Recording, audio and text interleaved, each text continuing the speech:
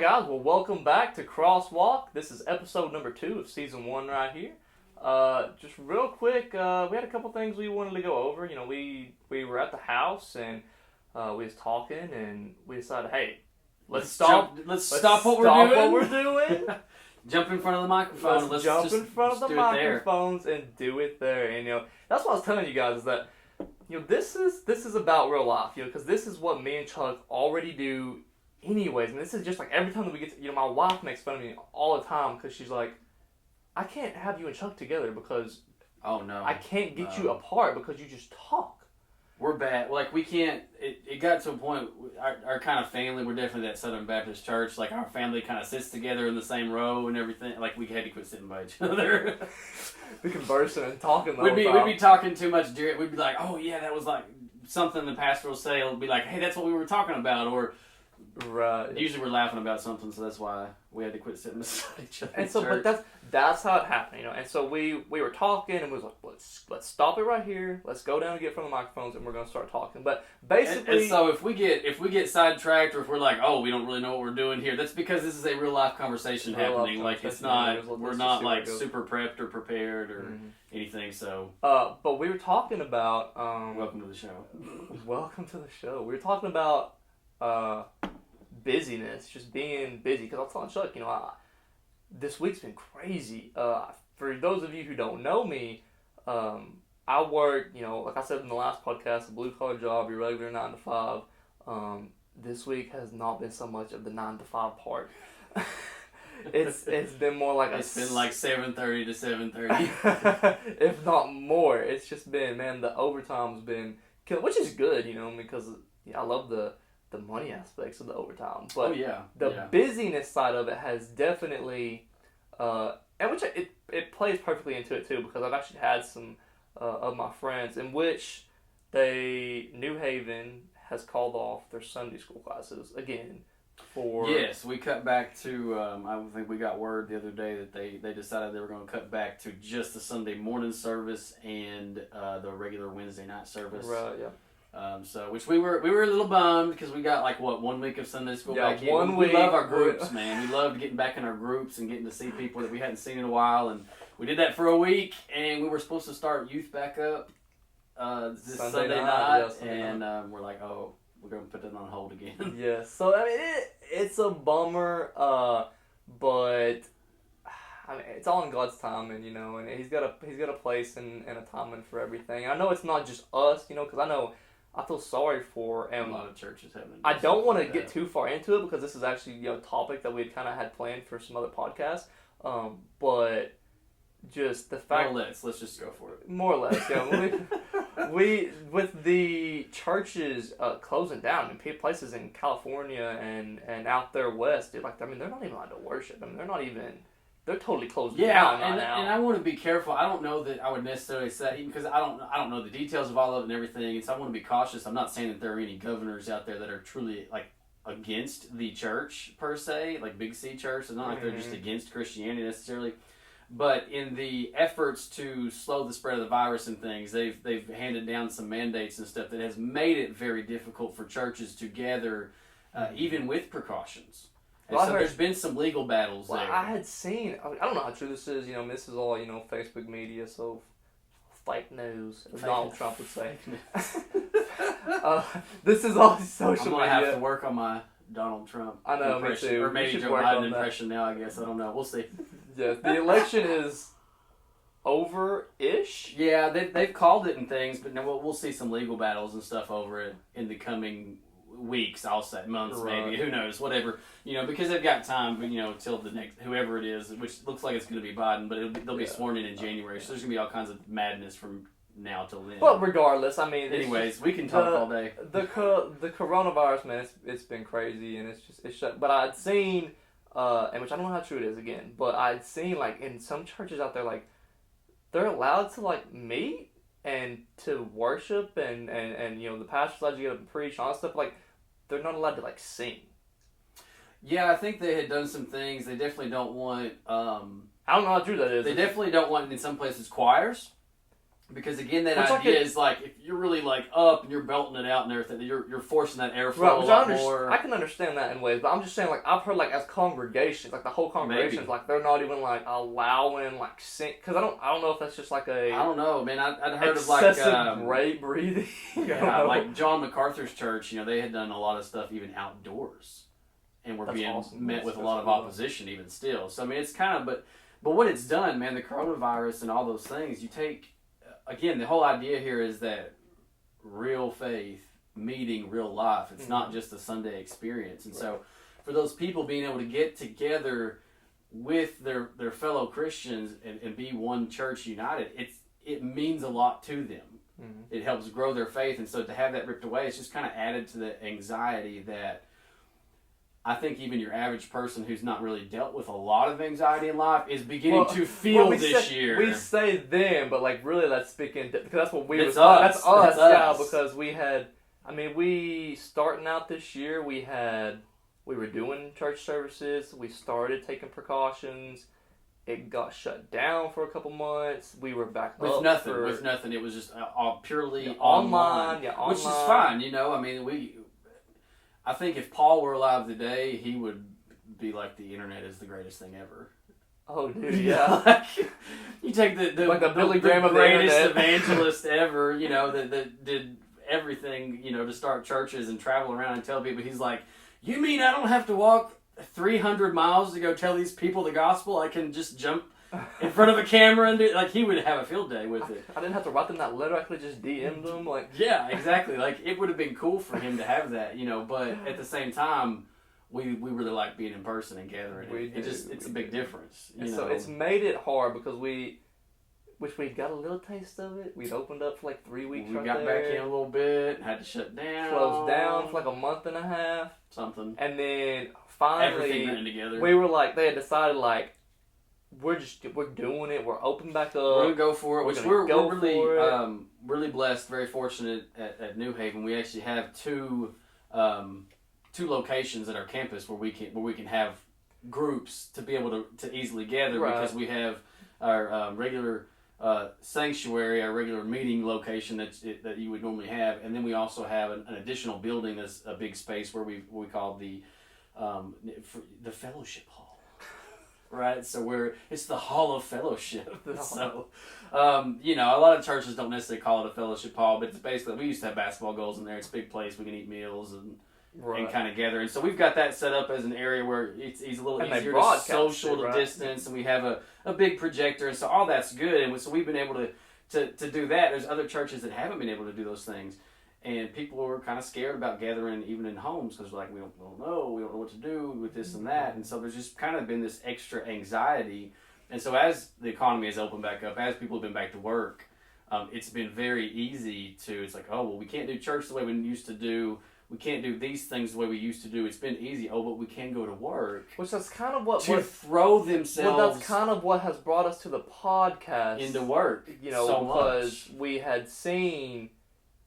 This is gonna change. Like this changes things for this year, but like this changes things from here on out. I mean, and that's not just in the world of Christians and in churches. I mean, that's just this coronavirus has, and which I don't want to hit on it too much because I know like everybody's tired of hearing about it, and so are we. But like, real life conversation right here. I mean, that's what it is. I mean, the coronavirus has changed. Because we have learned, like, okay, we can live without some of the things we thought we needed, or we really can. Things that we didn't understand before, like we thought we had to have, we had to do it this way, and we've learned ways to adapt. And so I really think that going forth, even after the coronavirus, because I just think the world's going to be different from now on. I do too. I think the world can be very different. I think the church is going to be very different. But life itself, just living everyday life, because. It's gonna be different. We realized, wow, things that mattered so much to us before, we've gone 6-8 months without, and it's like there's a shifting in priorities, and yet, even and we were, we're here in Tennessee, we were one of the first ones to get things opened back up, and so there are other places where it was shut down longer, and they still have certain restrictions and things. They're still under some of those restrictions, and so for us. things got back to a sort of a little bit of normal even faster than other places. But what we've seen is even during shutdown, when we started having to do without certain things, and I can only speak for myself and for what I've talked to other people, but I know a lot of other people that all of a sudden you've got this extra time in some ways. And what did we fill it with? Yep.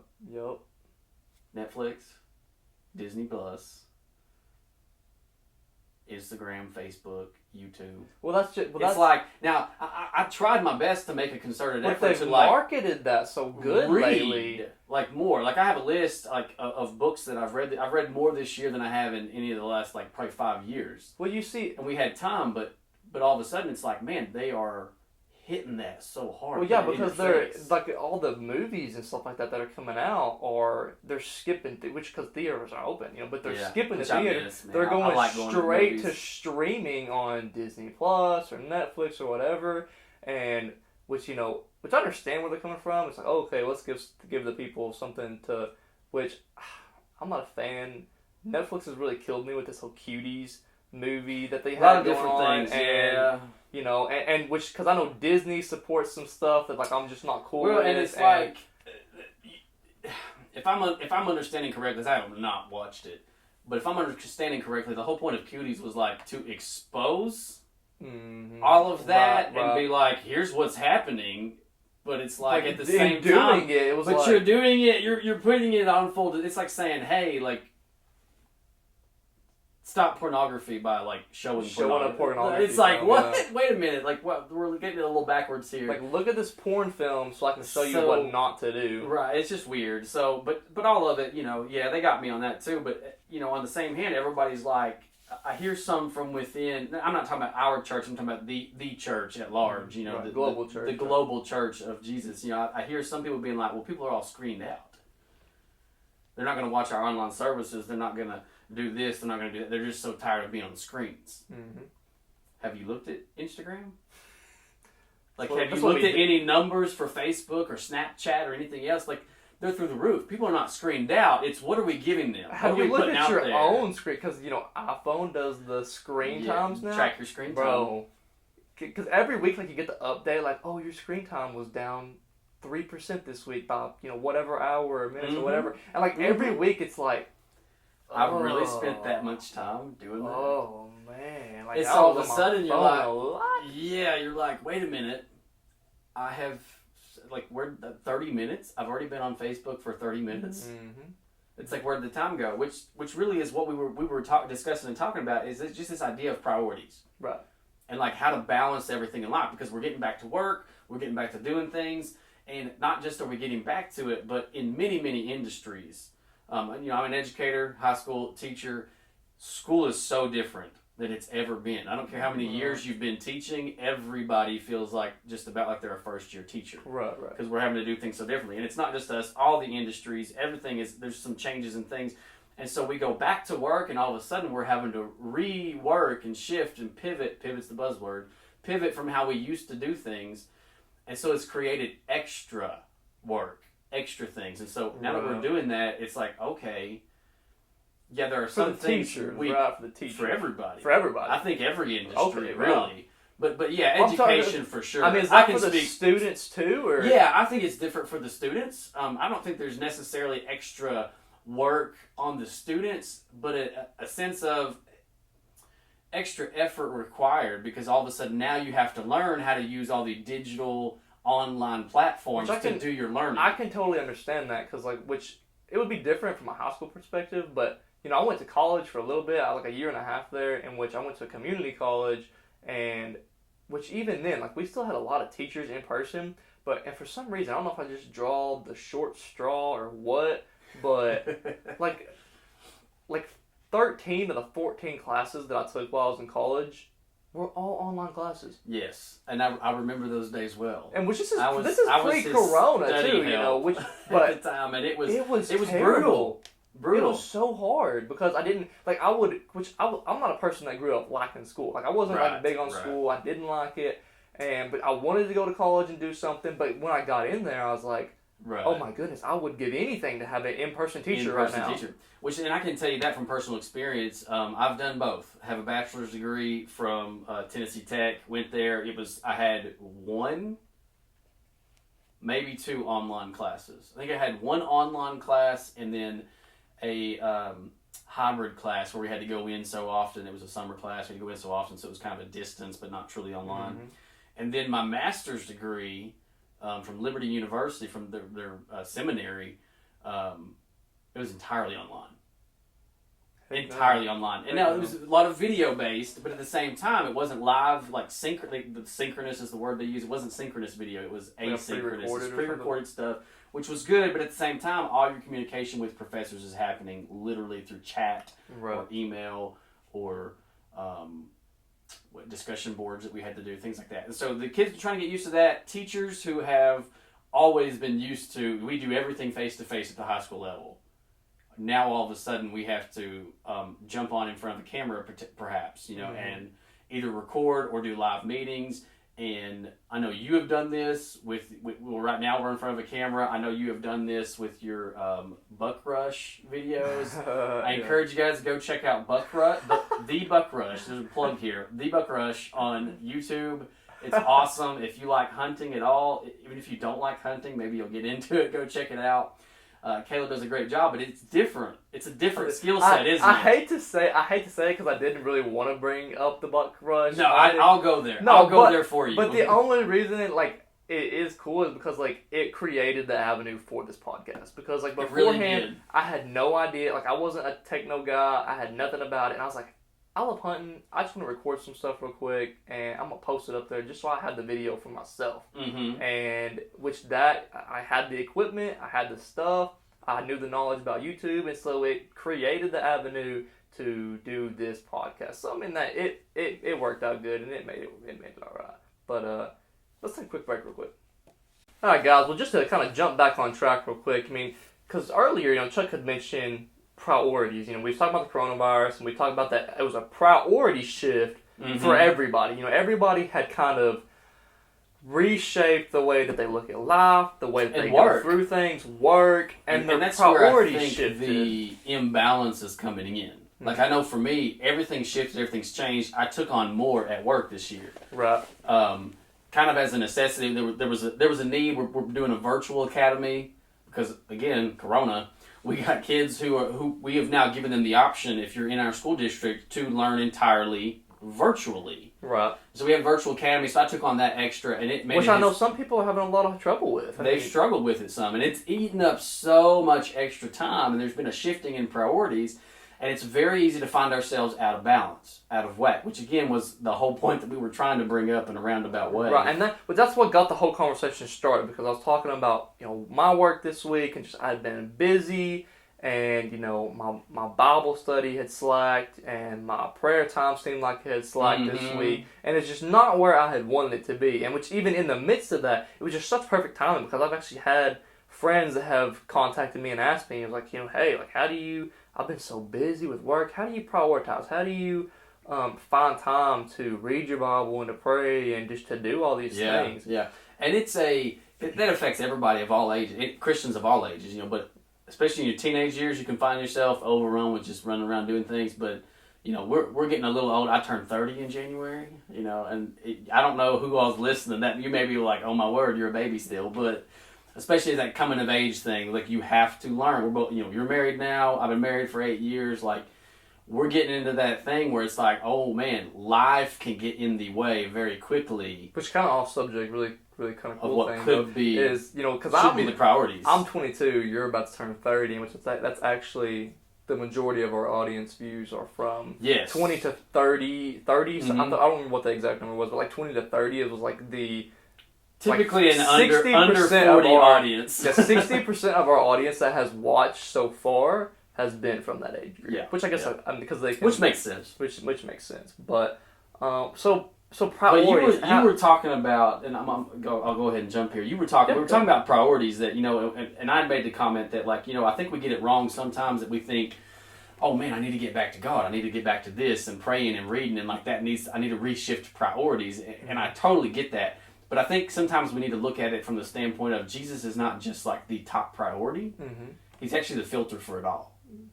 I love that. That's like really he's good, the lens for it all. Like Jesus is not a priority. He is your life. Right. And he is what everything else should flow through. And so then Caleb brought up an analogy. I really like that. That's really that good. I'm gonna like turn it over to him and let him explain. And I've seen it in person before, and we even like contemplated trying to do it on video, but then we're like, we wanted to do it on video, but then we was like, well, our audio listeners are gonna be like, what is going on? So we decided not to. So I'm just gonna kind of describe it to you, but it works out really perfect because we didn't even mean to get into the whole college and school stuff, mm-hmm. but that is actually where I learned. That's actually where I'd seen this, because in college I took I say that like I wanted to. It was an SOS class for freshman year college students. Like a welcome to college. You like a welcome to college. And it was basically like a life skills kind of thing, mm-hmm. and it was like a 5-hour long class. We had to do it on Saturdays. It was on Saturdays, like 5 hours on Saturdays. So it was... It's horrible. Yeah, it was terrible at first, like 8 o'clock in the morning until lunchtime. Which it was terrible, but I guess it helped because to this day I remember this concept. And they had this concept of the jar. And she didn't do it for us. She played a video for it. Yeah. But in the video, it's a guy and he's got like this big round glass jar with a big opening on top of it. Life. Yes, and this jar represents your life, and she's got all this different stuff laying around it. And it's like, okay, this is your priorities in life. This is the things that you like to do, your wants, your needs, your family, your friends, your just everything that you have to fit into your life in a day's time. Mm-hmm. And we're going to try to make it fit into this jar. And which, looking at it, it doesn't look like it's all going to fit in there because it's a lot of stuff. And so she starts out and she's like, pours some sand into the jar. And which the sand's like supposed to represent like Netflix sand, and just like the stuff that's not really. Which I like that analogy because like sand, it's all little tiny things, and it flows so quickly and so easily. Exactly, which kind of goes with like kind of the filter method you was talking about. It just flows right through the filter. Mm-hmm. It gets so. But the sand was just like the little stuff. It doesn't matter. It's not really important. It's just there to fill our free time with. Then, like, she had, I can't remember if it was, like, grains of rice, I think Probably. it was, something like that, yeah. And she put that in there. And this represented, like, the more, the slightly more important stuff. Mm-hmm. And then she would put like those minor work details. Like, okay, well. Or like, that my friend that I haven't talked to in a while, they text me. I need to get back to Yes, I don't have to stay at work, but, I could use the overtime, so I'm going to stay just, a couple minutes. That's typically that the things that we justify a little more, right? Yeah, I need this. That money's really going to be good. Whatever the case may be. I love the way you put that, the justified thing in our life. That is what that represents. So then she has, like, some gravel. And the gravel, she puts in there, and the gravel is supposed to represent, like, the more of the solid stuff in our life. Our family, like some of your daily our staples, friends, right? Daily staples. Just hanging out with friends. Hanging out with your family. Whether it be a dinner plan or taking a friend out on a lunch date or whatever the case may be. Some of those more stapled areas in your life. And so kind of the things that you have to be a little more intentional with, right? Right. Yeah. I mean, the things that you actually are. That is like when you wake up. Sometimes people get mixed up and plan those for be some of their bigger priorities, which we're about to see is not necessarily in some ways. But then she puts in like the bigger rocks, and like these big rocks are. I mean, that's like for this podcast, your marriage, your faith, church, God, the big things in your life that really not only just affect your daily go-arounds, but like your character, who you are, like the big meaningful things in your life that you incorporate through your life every single day, or at least are supposed to. Right. And so by the time she gets to the big rocks, like she can't fit like hardly like even one of them in there. Like because we put things in from smallest to largest. Right, we put them in there from smallest to largest, and then it goes through and it actually puts them in there like in different ways. Like it puts like some of like the gravel first, and then like does like the sand and the gravel and the rock. Because isn't that what we do? Is like we'll say, this work thing, or making it to this ball game for somebody, or doing this, or if maybe you're still in school and you play that sport. right? And that's your gravel or medium-sized rock. Chasing that career, and getting so a we'll good grade in put those college. things in first. Right. But then when it comes down to it, you still don't end up having room for the biggest thing. The big thing that determines who you are, your character, I mean, just what you're about in life. You ain't got enough room for it. The thing that's gonna, like, if you wake up one day and go to the doctor and all of a sudden you get a cancer diagnosis, the big rocks are the things that are gonna remain. Yes. That's what's gonna be left over. Like, you got like days to live or something. And that is the stuff. So she didn't have enough room for the big rocks. So they end up taking them all back out, and then they list how you prioritize. So here are these big rocks. They put the big rocks in first. Okay, like the biggest things in your life, that's what goes into your jar first. Then she put the gravel, and then she put the rice, and then she put all this, which this time the gravel and the rice is filled up, and it's like to the top. Like you're thinking, there's no way we can get any more in. Yeah, you think there's no way you can get other stuff in, and then they take the sand, and then they pour the sand in, and the sand just falls all through the cracks, and goes all the way to the bottom, fills up all the cracks, fills up every single thing in the jar, and now you have this perfectly flush jar that's filled with everything that you needed to get done, and it sits perfectly right there. All because of the way that you prioritize. Mm-hmm. And this can fit into any aspect of your life, but obviously for this podcast and for what we're talking about, this is how do you incorporate. And I don't know. I mean, I don't know who all's listening to this. This is only episode 2, but we may have with some listeners who, man, you're not convinced yet. You're not a Christian yet. So even if you don't even have to apply this in a faith sense, if you don't want to now. This is just life advice. This is just life. That's life. But for this instance, because the more specific question that I had received a lot was, how do you find time for God? How do you find time to study? How do you find time to pray? And which they're kind of asking the wrong question in and of itself, because it shouldn't be a how do you find time to pray. It really should be how do we manage to fit these other things in? It should be how do you find time to watch Netflix still? How do you find time to go play basketball or go to the gym and weightlift with whatever? Or check Facebook or a web browser 15 million times for election results. Yes, like how do you find time for that? Because the other stuff should already be no-brainers. Like that shouldn't be what you're trying to find time for. That should be what your entire day is already planned around. And so that's what we're getting at right there. That's the main point. It's like your big rock when it comes to your faith. And I love the way that we did a series one time. I believe we did it with our youth at church. I know we did it in the young couples Sunday school class. Yeah. And it was Andy Stanley, and he was talking about basically this very thing. And one of the things he was saying was if you take all the things that you do in a year and you were to add them up at the end, what do you really have? Because if all you have is random adds up to nothing. It adds up to random. So all that time that you worked on your golf swing, all that time that you spent beating levels on Candy Crush, all that time that binge watching Netflix. That's my problem. At the end of a year, what do you have to show for it? Exactly, yeah. It's like Mandalorian. Love it. I love watching The Mandalorian. It's a good show. But if I catch every single episode of The Mandalorian, what do I have to show for it at the end?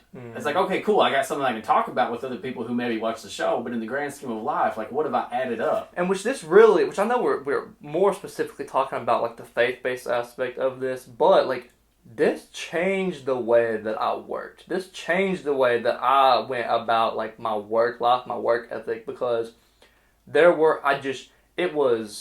I'm working 8 and I'm to 5, nothing else, man. I'm going to come home because I'm exhausted. I'm going to come home and I'm going to watch Netflix all night or just do whatever instead of coming home and mowing the grass or, whatever the case may be. This changed the way that I looked at stuff like that, because it was at the end of the year, because I love watching Netflix, and which, don't get me wrong, that's time that I get to spend with my wife, and so that's a good thing. Oh, yeah. My wife and I do the same thing. We kind of enjoy sitting down and watching just a good relaxing show together, because you're close, you're getting the physical contact. I mean, it really does build a little bit of relationship at the same time. We had realized that when we did that, like, there's laundry to be done, and the dishes need to be done, and the yard outside needs to be mowed, and so instead of us sitting down and watching a TV show, she would go do dishes and laundry, and I would go outside, I'd work in the yard, I'd mow the grass, or whatever the case may be, and you apply that to anything. But it really changed the way, because I wanted, at the end of the day, I wanted something that was tangible at the end of the year. I wanted something that I had look back on and say, man, the house looks good, the yard looks good. I worked hard this year, man. I mean, at work, even those have their place. Oh yeah, even those. It changes when you bring kids into the equation, right? And so again, a lot of our listeners are younger. You're not married, or maybe you just got engaged, you just got married, don't have kids yet. When you bring kids into the equation, having the perfect yard even shifts down the list. Mm-hmm. Because all of a sudden, I remember I'm raising kids, not grass. Mm-hmm. You know what I mean? Like, I don't care if my yard's perfect, because in 18 years, what are they going to remember more? Oh man, Dad kept the yard perfect. Dad let us play and he did stuff with us in the yard. You know what I mean? So there's a shifting of things. Here's another one of those aspects that, it's, you want to work hard, but it is life was not meant to be lived lazily. Right. And I mean that, and I'm not just talking about a work aspect. I'm talking about faith, work, marriage, family. It can get so easy to slow down and that's good. And again, if you're rest. If you are a Jesus follower and you believe the creation account in Genesis, there was work from the beginning. But it wasn't there was no laziness. It wasn't just, we're going to kick back and they literally had paradise, Garden of Eden, but it wasn't like we're going to kick back and drink mimosas and it's like I do and I don't hate to be this guy. Like, I hate to say, like, just work harder. Like, just work harder, because I don't necessarily, like, on the surface, like, that sounds so raw, but like... Well, but I think it takes a dose of work harder, but then also smarter. Have your priorities in order. Yes, because it's just because I got so many friends that are just like, man, I've worked 12-hour days, I've worked a 16-hour shift, I'm so tired, and it's like, that's true, and like, that's... Which, for one, first of all, your priority needs to be in order so that you can get the best efficiently work done, okay? But at the same time, it's like, what is the level where it's like really like, what is like the level of exhaustion where it's just like, oh man, I can't do this anymore. I need sleep, or I need whatever. Because you've got to push yourself to a point, and that's not just work. And get appropriate. I mean, this is going to sound like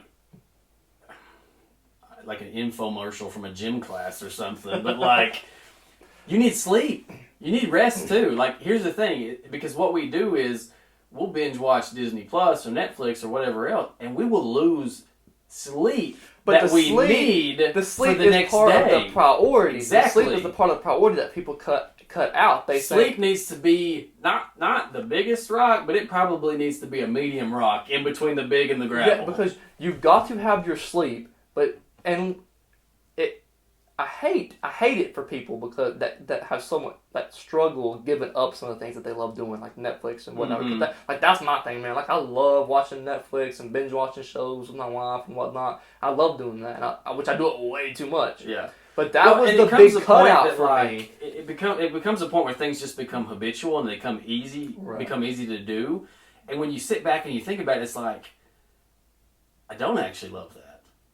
Like, there's a part of me that enjoys it, and it's easy, and it's relaxing. Just because it's relaxing, to a degree, it's a time filler. But then all of a sudden, you turn around, and it's like, oh, how relaxing really is it on the back end when you realize, I didn't do these other things that are actually bigger priorities. Yeah. And so you're going to feel pain either way. You're either going to feel the pain of discipline on the front end, of putting priorities in order, or you're going to feel the pain of regret on the back end.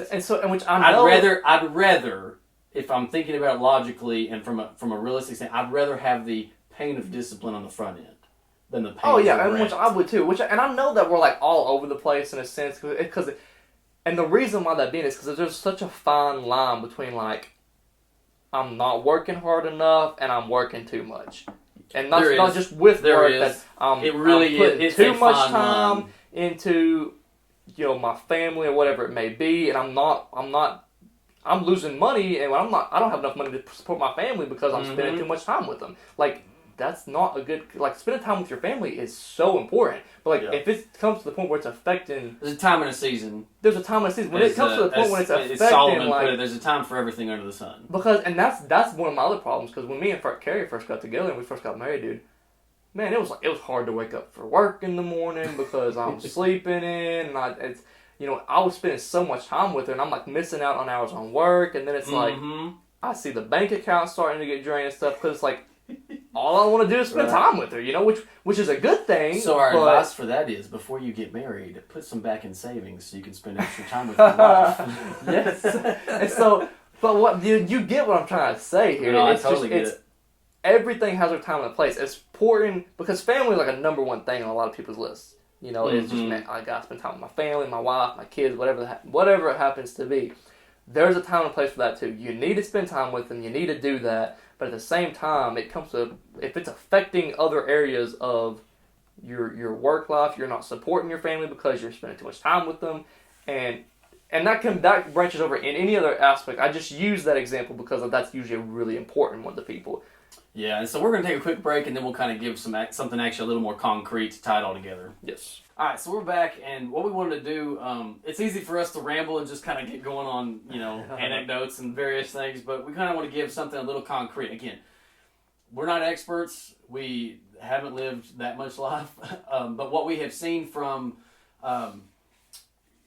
Caleb's dad, my father-in-law, what we've seen from Greg, from Tina, from other people we respect in their faith walk and in life in general, one of the things that we've seen is that really the issue of priorities and how do I fit everything in, it is a heart problem.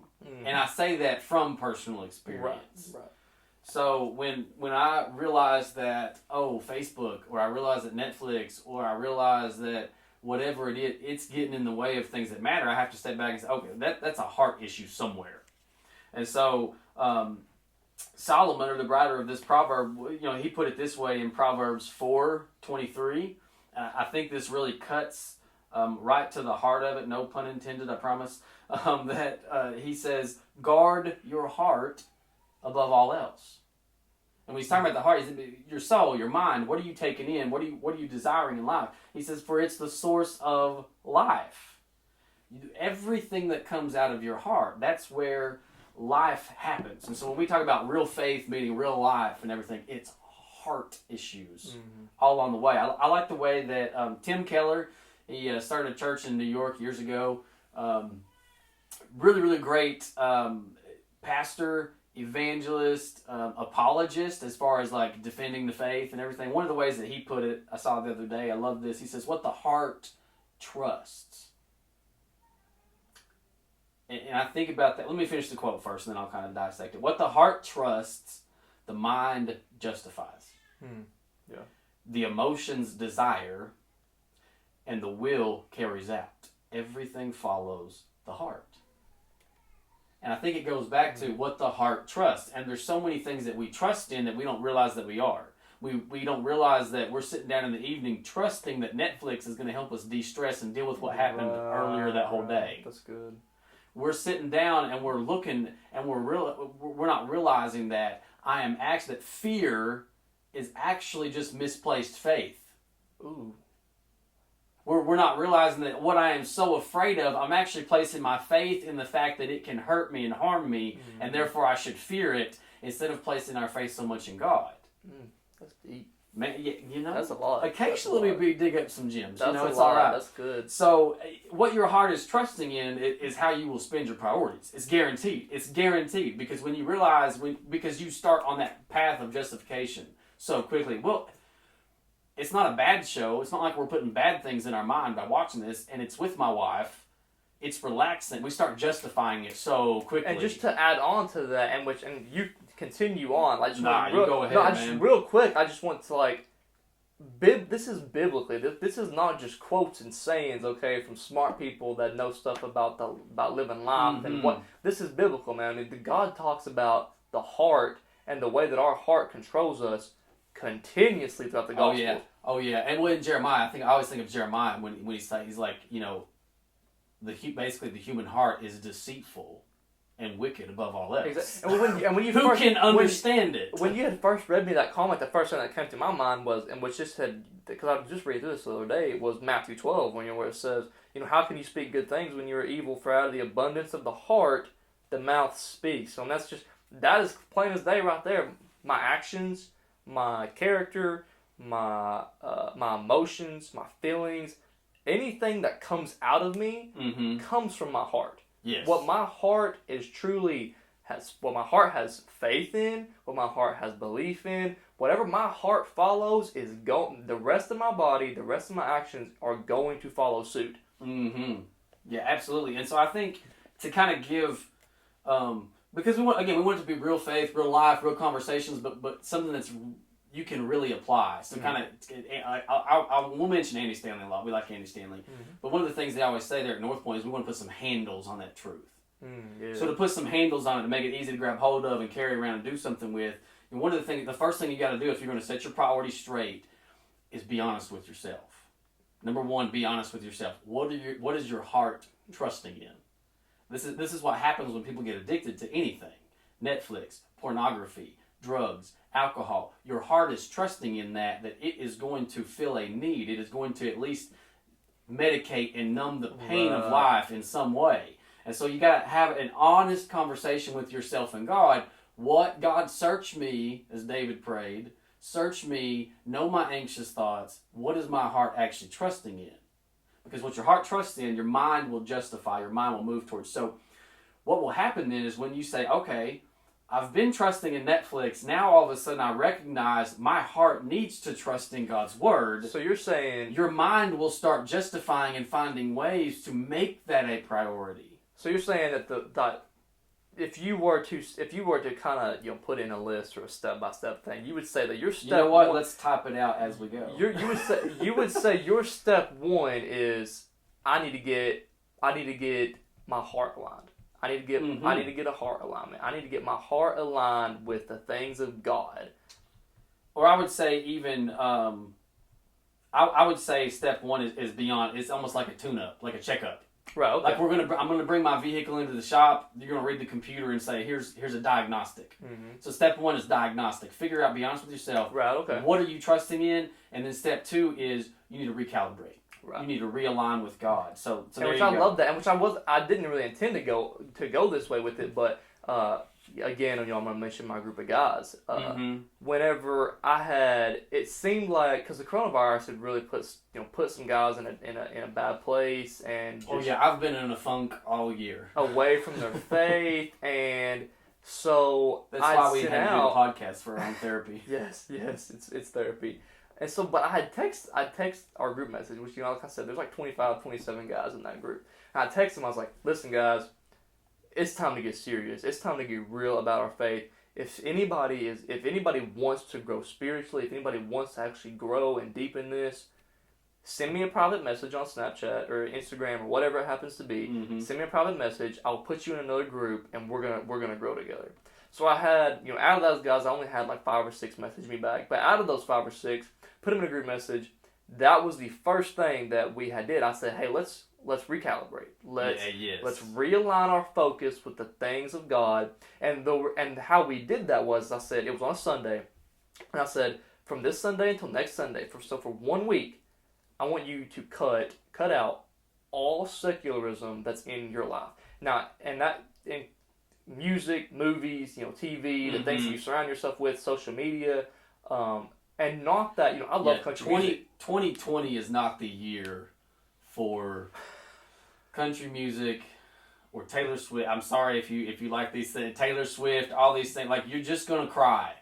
Yes. Like, you're gonna find yourself in a dark place. That's what I told him, because I was like, I love country music. Country music, like, a weak point for me, man. I love country music, and there's country music out there that's not bad. Like, it's good to listen to. Yeah. It's interesting, it's fun, it's good. There's good music out there to listen to. But I said, even that, just cut it out and replace it with Christian music.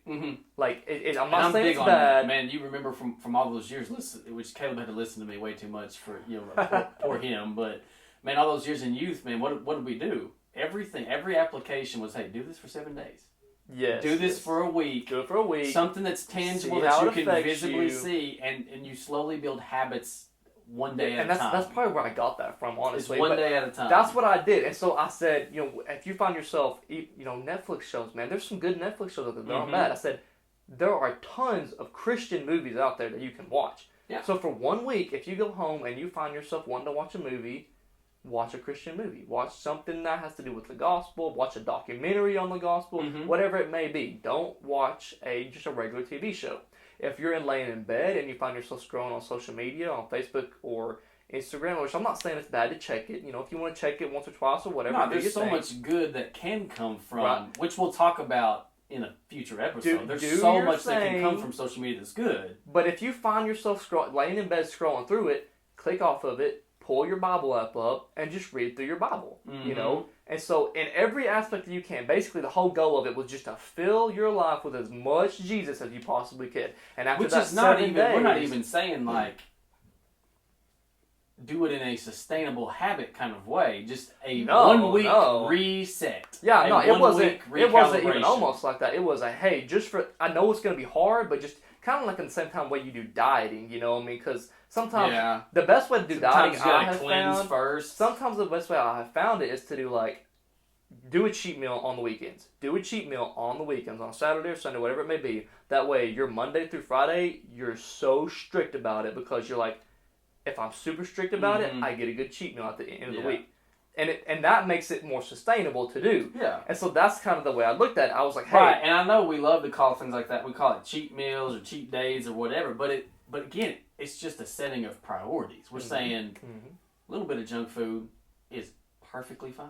So it's really not going to hurt. That's the only reason. But set your priorities in order. And that's the only reason I brought that up was just to say that was recalibrating. However you want to do that. I have found, and I've done that many times. If I find myself in a rut or just whatever, I need to fill my life with as much Jesus as I possibly can. Absolutely. And I have found for me, and for other people's, I've found that to be a really good way to recalibrate. Yes. Yeah. So again, we're saying step one is do the diagnostic. Be honest. Yes. Ask yourself, what is my heart trusting in? Because whatever it trusts in, my mind will justify.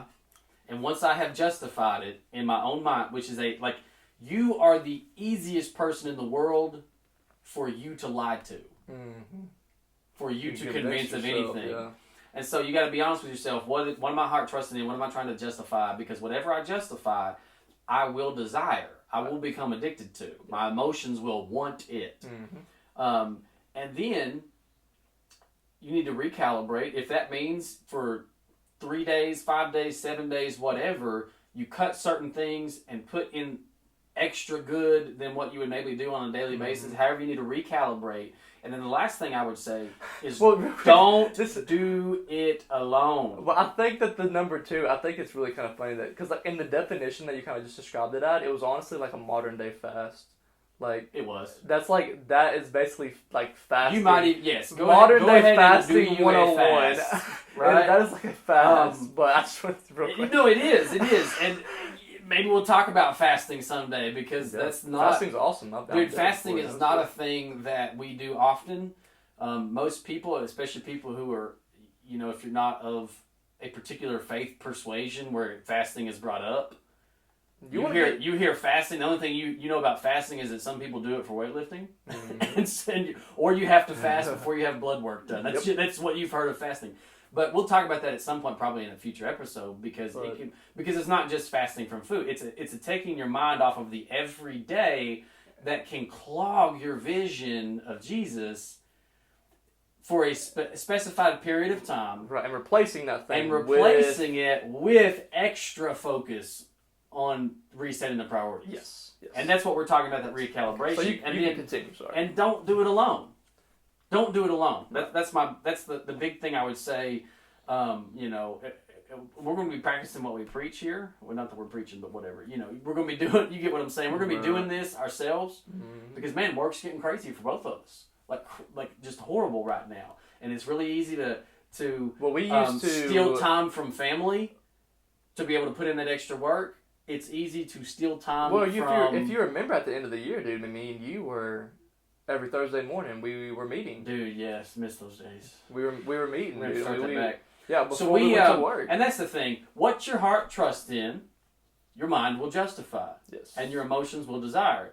We trusted in the fact that, iron sharpens iron, as one of the Proverbs says, is that iron sharpens iron. So we were like, man, it's important for us. We're going to get together and we made it a priority. We got together on Thursday mornings, as early as we had to.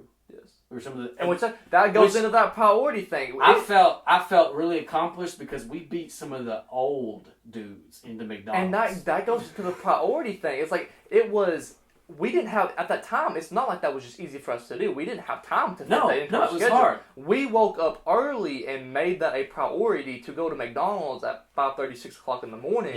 Yeah. Before work. And get together and just, man, some of it was just dreaming about the future. Some of it was, hey, what's going on right now? And so that's where I say, don't do it alone. Make it a priority. Absolutely. To walk with other believers through this process of reorienting yourself. Because, again, you're the easiest person for you to lie to. Mm-hmm. And you need that pushback from other people. You need that sharpening. Sometimes it's hey, Caleb, are you seeing anywhere in my life that I need to reorient some priorities? Because there may be things that you can see from the outside because your emotions aren't tied up in it the way that mine are. Right. And so we made it a priority. So don't do it alone. Don't do it alone. At the very least, you need to find one other person. At the very least, if you can find a group. Reach out to us. Any way you can do it, just don't do it alone. And so to reorient those priorities, you got to be honest. You got to have the diagnostic. Recalibrate. Basically, you're going to do a fast of all the other stuff that's bringing you down, and put in more Jesus, and then find somebody to do that with. And so we're going to take a quick break, and then we'll come back and kind of wrap things up. All right, guys. Well, just to end on a good note with you guys, give you something concrete that you guys can take home with you. Life's crazy. Life's hard. Life gets busy, and it's not easy. You need somebody to be there with you to go through it. Mm-hmm. You need to align your priorities. You need to figure out what is your niche? What is it that sets you apart? What is it that makes you busy? What are